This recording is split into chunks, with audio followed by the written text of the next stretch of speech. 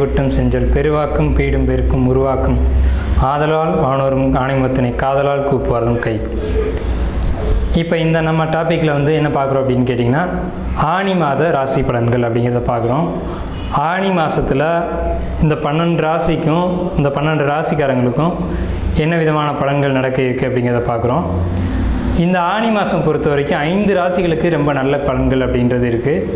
எந்தெந்த ராசிகள் அப்படின்னு கேட்டிங்கன்னா, மேசம், சிம்மம், கன்னி, துலாம், மகரம், இந்த 5 ராசிகள் ரொம்ப சிறப்புடையதாக இருக்குது. ராசிகள் மொத்தம் 12 ராசிகளில் 5 ராசிகள் நல்லா இருக்குது அப்படின்னா 7 ராசிகள் வந்து பாதிப்படைஞ்சிருக்கா அப்படின்னு கேட்டிங்கன்னா அப்படிலாம் இல்லை. இந்த ராசிகளுக்கு நல்ல பலன்கள் அதிகமாக இருக்குது அப்படிங்கிறது தான் நம்ம சொல்கிறோம். ஏன்னா இப்போது பர்சன்டேஜ் இருக்குது. இந்த ராசி வந்து அதிகபட்சமான நன்மைகளையும் இந்த ராசிகளில் சுமாரான பலன்களையும் நடக்குதுன்றது தான் நம்ம சொல்கிறோம். எந்த ராசிக்கும் எதிர்மறையான பலன்கள் இருக்குது அப்படிங்கிறத நம்ம சொல்லலை. இதுலேயும் நீங்கள் பர்டிகுலராக தெரிஞ்சுக்க வேண்டிய விஷயம் என்னன்னு கேட்டிங்கன்னா, ஒரு ராசி கணிப்பு அப்படிங்கிறது ஒரு பொதுவான பலன்கள் தான்.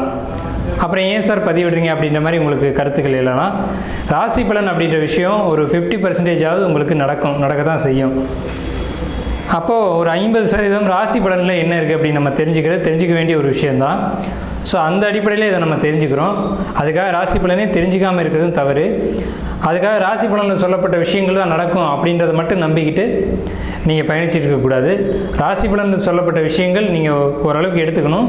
அதை தாண்டி உங்களுடைய சுய ஜாதகம் ஒரு குறிப்பிட்ட காலத்தில் இந்த சம்பவம் நடக்கும் அப்படின்றது தீர்மானித்து வச்சுருக்கோம். ஒவ்வொருத்தருடைய தனிப்பட்ட ஜாதகமும் ஒவ்வொரு காலகட்டங்களில் ஒவ்வொரு விஷயம் நடக்கும் அப்படின்ற மாதிரியான ஒரு விதி அமைப்பு உண்டு. ஸோ அதையும் நீங்கள் உங்களுடைய ஜோசியர்களை அணுகி நீங்கள் தெரிஞ்சுக்கணும். ஜோதிடர்களில் போயிட்டு அப்பப்போ ஒரு குறிப்பிட்ட காலத்துக்கு ஒரு முறை வந்து ஜோசியர்களை போய் ஜாதகத்தை கொடுத்து பலன் கேட்டுக்கிறது அப்படிங்கிறது ரொம்ப வாழ்க்கையில் ஒரு முக்கியமான ஒரு விஷயம். அது நீங்கள் அதை பண்ணணும். என்ன ஒரு ஜோசியருடைய கட்டணத்தை செலுத்தி நீங்கள் இந்த காலகட்டங்கள் நமக்கு எப்படி இருக்குன்றத ஒரு குறிப்பிட்ட காலங்களுக்கு ஒரு முறை, அதாவது ஒரு குறிப்பிட்ட காலம்னா இப்போ 12 மாதத்தில் 4 மாதத்துக்கு ஒருக்காவது நீங்கள் அதை ஜோசியர்களை அணுகி கேட்டுக்கணும். இப்போ நம்ம சொல்லக்கூடிய விஷயம்ன்றது ராசி பலன் தான். ராசி பலன் நம்ம மறுக்கக்கூடிய விஷயம் இல்லை. அதுக்காக ராசி பலனை மட்டுமே எடுத்துக்கிட்டு நம்ம பயணிக்கணும் அப்படின்ற ஒரு விஷயம் இல்லை. ஆனால் இன்றைக்கி பெரும்பாலும் ராசி பலன்களை மட்டுமே பார்த்துக்கிட்டு போகக்கூடிய நபர்கள் நிறைய பேர் இருக்காங்க. ஜோசியத்தை நம்பாதவங்க எந்த அளவுக்கு இருக்காங்களோ அதே அளவுக்கு ராசி பலனை மட்டுமே நம்பக்கூடியவங்க அதை விட அதிகமாக இருக்காங்க. ஸோ நம்ம சொல்கிற கருத்து ரெண்டுமே கவனிக்கணும். ராசி பலனும் கவனிக்கணும், சுயஜாதகத்தையும் கவனிக்கணும் அப்படிங்கிற ஒரு கருத்து தான் நம்ம வலியுறுத்துகிறோம். இப்போ முதல் ராசியான மேச ராசிக்கு என்ன விதமான பலன்கள் நடக்குது அப்படிங்கிறத நம்ம பார்க்க இருப்போம். 12 ராசிகள்லேயே தலைமகன் அப்படின்னு சொல்லக்கூடிய ராசி மேச ராசி தான். அதாவது முதலாவது ராசி. எப்போவுமே தாய்க்கு அந்த முதல் குழந்தை மேலே பாசம் அதிகமாக இருந்துகிட்ருக்கும்.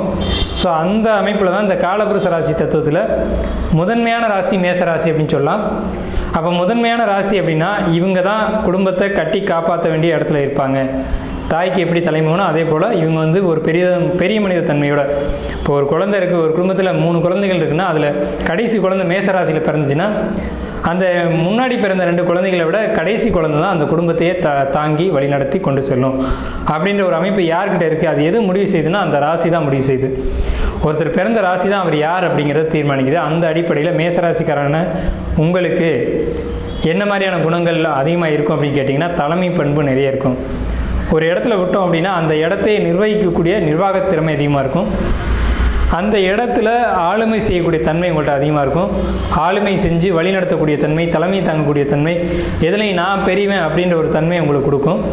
அவசரம், வேகம், ஏன்னா ஒரு தலைவனாக இருக்கவன் உடனடியாக ஒரு விஷயத்தை முடிவு செய்யணும் அப்படின்ற ஒரு அமைப்பு இருக்குது.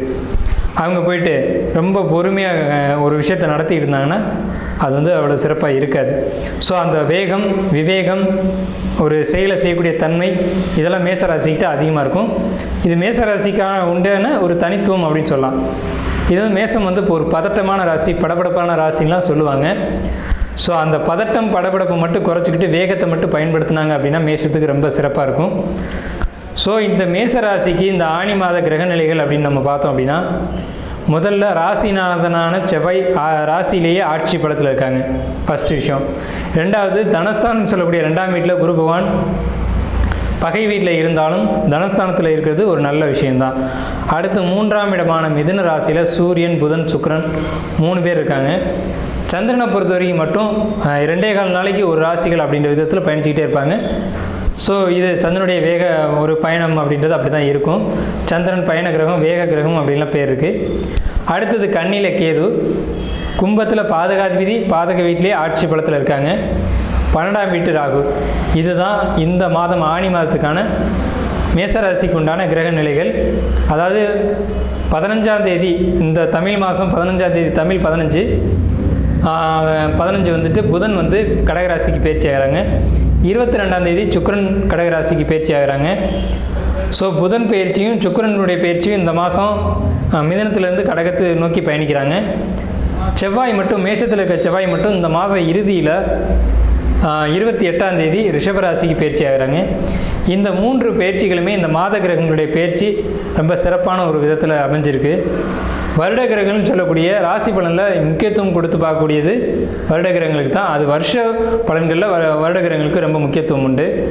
மாத கிரக பயிற்சிகளை நம்ம பார்க்கும்போது இப்போ ஆனி மாதம் இந்த மாதிரி மாத கிரக பயிற்சியை பார்க்கும்போது இந்த மாத கிரகமான புதன், சூரியன், சுக்கிரன், செவ்வாய் இவங்கெல்லாம் வந்து இந்த மாதத்துக்கு இடையிலே பயிற்சி ஆகிறாங்க. ஆனால் இந்த மாத இறுதியில் தான் இந்த பயிற்சிகள் எல்லாமே இருக்குது. ஸோ இந்த கிரகங்களுடைய கணிப்பின் அடிப்படையில் மேசராசிக்கு என்ன விதமான பலன்கள் நடக்குது அப்படிங்கிறத நம்ம ஒவ்வொரு விஷயமாக பார்ப்போம். முதல்ல ராசிநாதன் ராசியிலேயே ஆட்சி பலம் அடைகிறது. இந்த ஜாதகருக்கு, அதாவது இந்த மேசராசிக்காரங்களுக்கு எப்படி இருக்கும் அப்படிங்கிறத நம்ம முதல்ல கணிக்கிறோம். மேசராசிக்கு உண்டான தன்மைகளை நம்ம கணிச்சிருக்கோம். வேகமாக இருப்பாங்க, தலைமை தாங்குவாங்க, நிர்வாகத்திறன் இருக்கும், புத்திசாலித்தனம் இருக்கும் அப்படின்றதெல்லாம் கணிச்சிருக்கோம். இவங்க மேசம் வந்து கவனம் செலுத்த வேண்டியது எதுலேயும் ரொம்ப வேகம் எடுத்துக்கூடாது அப்படின்ற ஒரு விஷயத்தில் கவனமாக இருக்கணும். ஏன்னா அதிவேகமும் ஆபத்தானது அப்படிங்கிறது ஒரு விஷயம் கவனிச்சுக்கணும் மேசராசி. இப்போ ராசியிலேயே ஆட்சி பலம் பெற்றிருக்க செவ்வாய் வந்து என்ன பலன்களை கொடுக்கும் அப்படின்னா, நல்ல அறிவாற்றல், எடுத்த காரியத்தில் ஜெயிக்கக்கூடிய ஒரு தன்மை, மற்றவங்களை வசீகரிக்கக்கூடிய ஆற்றல், முகப்பொழிவு, பேச்சாற்றல். பேச்சு எப்போவுமே இவங்களுக்கு ஓங்கும். இந்த மாதத்தில் வந்து இவங்க சொன்னால் பிறர் கேட்கக்கூடிய தன்மையில் பேச்சாற்றல் அதிகமாகும். அல்லது சரிவர பேசாமல் இருக்காங்க, பேச தெரியாமல் இருக்காங்க மேசராசிக்காரங்க அப்படின்னா, என்னென்ன விதத்தில் யுத்திகளை கையாண்டு பேசணும், எந்த இடத்துல எப்படி பேசணும் அப்படிங்கிறத இந்த மேசராசி ஆனி மாதத்தில் கற்றுக்கிட்டு அதை பயன்படுத்தும். ஏன்னா பேச்சாற்றல் அப்படின்ற ஒரு விஷயம் மேஷத்தில் ராசிலேயே அது இருக்குது. ஸோ ராசிநாதன் ராசிலே இருக்கிறதுனால கம்யூனிகேஷன் அப்படின்ற ஒரு விஷயம் ரொம்ப பாசிட்டிவாக இந்த மாதத்தில் மேசராசிக்கு இருக்குது.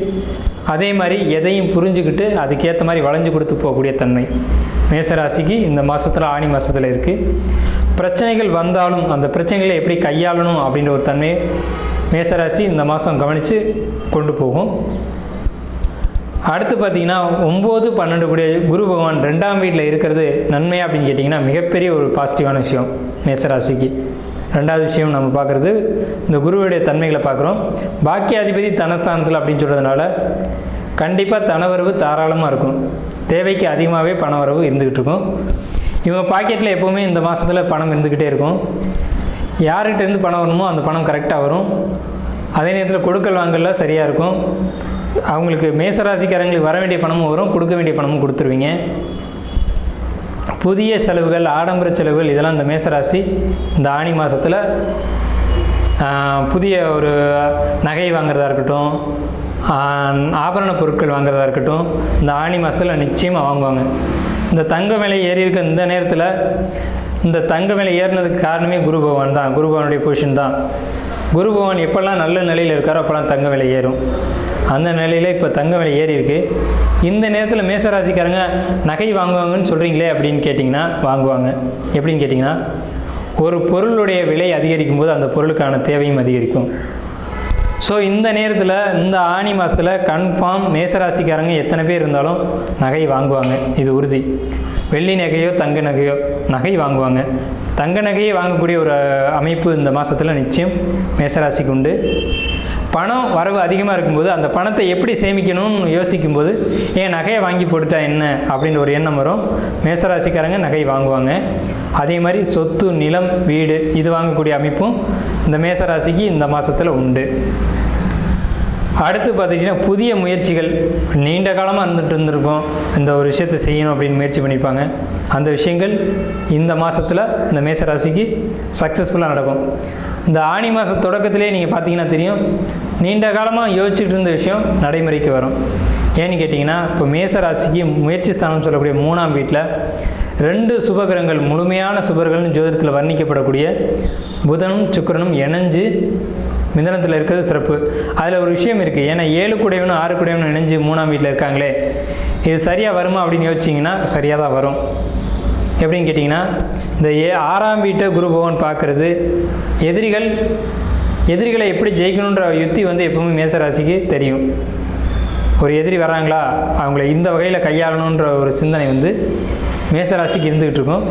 எப்போ குரு பகவான் ரிஷபராசிக்கு வந்து கன்னிராசியை பார்க்க ஆரம்பித்தாரோ, எதிரிகள் இருந்த இடம் தெரியாமல் காணாமல் போயிடுப்பாங்க இந்த மேசராசிக்கு. இது உண்மைதான், யாரும் மறுக்க முடியாது. எந்த மேசராசிக்காரங்களும் இதை மறுக்க முடியாது. ஸோ எதிரிகள் இருந்த இடம் தெரியாமல் போயிட்டாங்க. மீண்டும் வந்தாலும் கூட அவங்கள கையாளக்கூடிய ஒரு திறன் வந்து மேசராசிக்கிட்ட இந்த டைம் வந்து உண்டு. அந்த ரிஷபத்தில் இருக்க குரு கன்னிராசியை பார்க்க வரைக்கும் இன்னும் 1.5 வருஷத்துக்கு மேசராசிக்கு எதிரிகளால் தொல்லை இல்லை. எதிரிகள் எங்கே இருக்கான்னு கூட தெரியாத அளவுக்கு போயிடும். ஸோ 6ஆம் வீட்டை குரு பார்க்குறது ரொம்ப சிறப்பு. மிதுன ராசியில் 3 கிரகங்கள் இருக்கிறது ரொம்ப சிறப்பு. முயற்சிகள் வெற்றி அடையும். என்ன முயற்சி செஞ்சாலும் அதில் லாபம் கிடைக்கும். என்ன முயற்சி செய்தாலும் அது சக்ஸஸ் ஆகும். நீங்கள் எப்போவுமே நேரம் காலம் கொஞ்சம் கவனிச்சுக்கோங்க. நீங்கள் கெட்ட நேரத்தில் ஒரு காரியத்தை செஞ்சாலும் அது வந்து வெற்றியாக தான் முடியும் இந்த ஆனி மாதத்தில் மேச ராசிக்கு. அடுத்து பார்த்துக்கிட்டிங்கன்னா, உங்களுக்கு கும்பராசியில் இருக்கக்கூடிய சனி பகவான் ரொம்ப ரொம்ப ரொம்ப பாசிட்டிவாக இருக்குது மேசராசிக்கு. என்ன சார் பாதகாதிபதியை போய் பாசிட்டிவாக இருக்குன்னு சொல்கிறீங்க அப்படின்னா, அது லாபஸ்தானம். அந்த லாபஸ்தானாதிபதி உங்களுக்கு நன்மை தான் செய்வார். இன்னொரு 60-70 நாட்களுக்கு வந்து மேசராசிக்கு சனி பகவான நல்ல விஷயங்கள் நிறைய நடக்கிறதுக்கான அமைப்புகள் உண்டு. அதே மாதிரி மேசராசிக்கு பயணங்கள் அதிகமாக இது வரைக்கும் இருந்துகிட்டு அந்த பயணங்கள்லாம் தேவையற்ற பயணங்களாக இருந்திருக்கும். அந்த பயணங்கள் கடந்த ஆனி மாதம் தொடக்கத்திலே பார்த்திங்கன்னா அந்த பயணங்கள்லாம் தேவையில்லை அப்படின்னு ஒதுக்கிட்டு இருக்கிற இடத்துல இருந்து சரியான ஒரு முயற்சி செஞ்சு தங்களுடைய வாழ்க்கையை ஒரு சிறப்பாக அமைச்சிக்கிறதுக்கான காலகட்டம் இந்த ஆனி மாதம்தான். இந்த ஆனி மாதம் மேசராசிக்கு ரொம்ப பாசிட்டிவாக இருக்க மாதிரி தான் சொல்கிறீங்க அப்படின்ற மாதிரி நீங்கள் யோசிச்சா அதுக்கு நான் ஒன்றும் செய்ய முடியாது. ஏன்னு கேட்டிங்கன்னா, இந்த மேசராசிக்கு இந்த மாதம் ரொம்ப பாசிட்டிவாக தான் இருக்குது. பாசிட்டிவாக தான் நம்ம சொல்ல முடியும். அதனால தான் எடுப்பில் நம்ம சொல்லிட்டோம். இந்த ஆனி மாத பலன்களில் 5 ராசிகளுக்கு ரொம்ப சிறப்பாக இருக்குதுன்னு சொன்னதுக்கான காரணம் அதுதான். தூக்கம், மேசராசிக்கு தூக்கம் வந்து ரொம்ப முக்கியமான விஷயம். தூக்கம் வந்து எப்படி இருக்குன்னு கேட்டிங்க அப்படின்னா, இவ்வளோ காலம் தூக்கம் இல்லாமல் கஷ்டப்பட்டு இருந்திருப்பாங்க. இந்த மாதத்தில் இனி வரக்கூடிய காலகட்டங்களில் தூக்கம் ரொம்ப சிறப்பாக இருக்கும். ஏன்னு கேட்டிங்கன்னா, மீன ராசியில் ராகு பயணிக்கிறது ரொம்ப பாசிட்டிவாக இருக்குது. அந்த மீன ராசி அதிபதியான குரு பகவான் வந்து 2ஆம் வீட்டில் இருக்கிறதுனால சரியான நேரத்துக்கு தூங்கி சரியான நேரத்துக்கு எந்திரிப்பாங்க. அப்போ தூக்கம் ஒரு விஷயத்தில் சரியாயிடுச்சு அப்படின்னாலே மற்ற எல்லா விஷயங்களுமே சிறப்பாயிடும். முதலீடுகள் போட்டு தொழில் செய்யக்கூடிய ஒரு ஆற்றல் வந்து இந்த மேசராசிக்கு இந்த மிதுன மாதம்னு சொல்லக்கூடிய ஆனி மாதத்தில் மேசராசிக்கு இது இருக்குது. இந்த ஆனி மாதத்தில் புதிய தொழில்கள் தொடங்குவீங்க. அந்த தொழில்களில் லாபம் கிடைக்கும். அந்த தொழில்கள்னால எதிர்காலத்தில் நீண்ட காலத்துக்கு அது உங்களுக்கு ரொம்ப பயனுள்ளதாக பயணிச்சுக்கிட்டு இருக்கும். ஸோ இந்த தொடங்கக்கூடிய இந்த ஆனி மாதத்தில் தொடங்கக்கூடிய ஒரு தொழில்களாக இருக்கட்டும், எது ஒன்றா இருக்கட்டும், ரொம்ப நல்லா இருக்குது. அடுத்து வந்து பார்த்திங்கன்னா, 6ஆம் வீட்டையும் 8ஆம் வீட்டையும் 10ஆம் வீட்டையும் குரு பார்க்குறது தொழிலுக்கு ரொம்ப சிறப்பாக இருக்குது மேசராசிக்கு. தொழில்களில் இவ்வளோ நாள் கஷ்டப்பட்டு இருந்திருப்பீங்க. இனி தொழில்களுக்கு நல்ல விஷயங்கள் தான் நிறைய இருக்குது. 6ஆம் வீடு, 8ஆம் வீடு, 10ஆம் வீடு, இது 3 வீட்டையும் ஏக காலத்தில் குரு பார்க்குறது ரொம்ப சிறப்பு. அதே மாதிரி சனி பகவானுடைய பார்வை ராசியை பார்க்குறதுனால இவங்கள்ட்ட இருந்த ஒரு படபடப்பு, பதட்டம் இது வந்து சரியாகி எந்த ஒரு விஷயத்தையும் கொஞ்சம் கவனமாக கையாளக்கூடிய திறமை அப்படிங்கிறது இருக்கும்.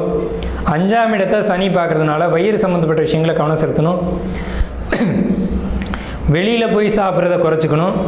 மனசில் ஒரு பயம் இருக்கும் லைட்டாக, அது பெருசாக பாதிக்காது. ஏன்னு கேட்டிங்கன்னா, இந்த மாதம் பாசிட்டிவாக இருக்குது. ராசிநாதன் ராசியிலே ஆட்சி பலமாக இருக்கிறதுனால இந்த பயம் இருந்தாலும் அந்த பயத்தை இக்னோர் பண்ணிவிட்டு ஒரு புத்துணர்ச்சியோடு செயல்படக்கூடிய காலகட்டங்கள் இந்த ஆனி மாதத்தில் இருக்குது. சுறுசுறுப்பு, ஆரோக்கியம் இதெல்லாம் இந்த ஆனி மாதத்தில் மேசராசிக்கு உண்டு. ரொம்ப எதை செஞ்சாலும் சுறுசுறுப்பாக செய்வாங்க. அந்த எந்த காலகட்டத்தில் செய்யணுமோ அந்த காலகட்டத்தில் செய்வாங்க. ஸோ இதுவே உங்களை பாசிட்டிவாக கொண்டு போகும். இந்த காலகட்டங்களில், கடந்த காலகட்டங்களில் ஒரு கோயிலுக்கு போகிறதா இருக்கட்டும், ஆன்மீகம் சார்ந்த விஷயங்களை செய்யறதா இருக்கட்டும், மேசராசிக்காரங்களுக்கு பிடிக்காமல் இருந்துக்கலாம், கோயில் வழிபாடுகளை குறைச்சிருந்துக்கலாம். இனிமேல் அந்த பழையபடி மேசராசிக்காரங்க ஆலய வழிபாடு மேற்கொள்வாங்க. அந்த ஆலய வழிபாடு மேற்கொள்வது ரொம்ப சிறப்பு. இந்த ஆனி மாதத்தில் மேசராசிக்காரங்க வழிபட வேண்டிய தெய்வம் அப்படின்னு கேட்டுக்கிட்டீங்க அப்படின்னா, முருகப்பெருமான், அதே மாதிரி மலையில் இருக்கக்கூடிய தெய்வங்கள், அதே மாதிரி நடந்து போய் வழிபாடு செய்யுங்க. கொஞ்சம் தூரம், குறிப்பிட்ட தூரம் வந்து நடந்து போய் வழிபாடு செய்யுங்க. அந்த மாதிரியான வழிபாடுகள் எடுத்துங்க. குறிப்பாக ஆஞ்சநேயர், முருகப்பெருமான் இது போன்ற யுத்தம் செய்யக்கூடிய உக்கிரமான தெய்வங்களை வழிபாடு செய்யுங்க. எப்போவுமே மேசராசிக்கு வந்து உக்கிரமான எண்ணங்கள் அதிகமாக இருக்கும்.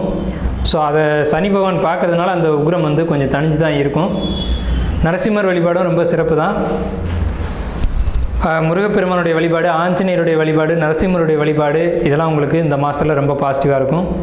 பயன்படுத்த வேண்டிய நிறம் அப்படின்னு பார்த்தீங்கன்னா ஆரஞ்சு கலர். இந்த மேசராசிக்கு ஆனி மாதத்தில் பயன்படுத்த வேண்டிய நிறம் அப்படின்னு பார்த்தீங்கன்னா ஆரஞ்சு கலர். குறிப்பாக வந்து செந்தூரம் நெத்தியில் வச்சுக்கிறது அப்படிங்கிறது ரொம்ப சிறப்பு. இந்த ஆனி மாதத்துக்கு மட்டும் நம்ம கொடுத்துருக்கோம். ஏன்னா செவ்வாய் ஆட்சி பலமாக இருக்காங்க. செவ்வாயோட நிறம் வந்து டார்க் ரெட்டும் வரும், ஆரஞ்சு கலர் வரும். அதில் பர்டிகுலராக இந்த ஆனி மாதம் அப்படின்றதுனால ஆரஞ்சு கலர் திலகம் வச்சுக்கிறது அப்படிங்கிறது ரொம்ப சிறப்பு. நீங்கள் ஒரு காரியத்தில் சக்ஸஸ் பண்ணணும் அப்படின்னா இந்த மாதம் வந்து ஆரஞ்சு கலரை நிறைய பயன்படுத்துங்க. ஆரஞ்சு கலர் ரிப்பனோ அல்லது ஆரஞ்சு கலர் ஒரு கர்ச்சிப்போ இதை கையில் வச்சுக்கோங்க. இந்த ஆனி மாதம் உங்களுக்கு ரொம்ப பாசிட்டிவாக இருக்கும். இந்த மிதுன மாதத்தில் நீங்கள் பயன்படுத்த வேண்டிய எண்கள் அப்படின்னு பார்த்தீங்கன்னா நியூமராலஜி படி உங்களுக்கு வந்து 9ஆம் எண் வந்து உங்களுக்கு ரொம்ப சிறப்பாக இருக்கும். அதே மாதிரி 72ஆம் நம்பர், 53ஆம் நம்பர் இதெல்லாம் வந்து உங்களுக்கு ரொம்ப சிறப்பாக இருக்கும். ஸோ இதுதான் நம்ம ராசி பலன்கள். இதோடு நிறைவு செய்வோம். மேச ராசிக்கு உண்டான ராசி பலன்கள் ரொம்ப பாசிட்டிவாக இருக்குது.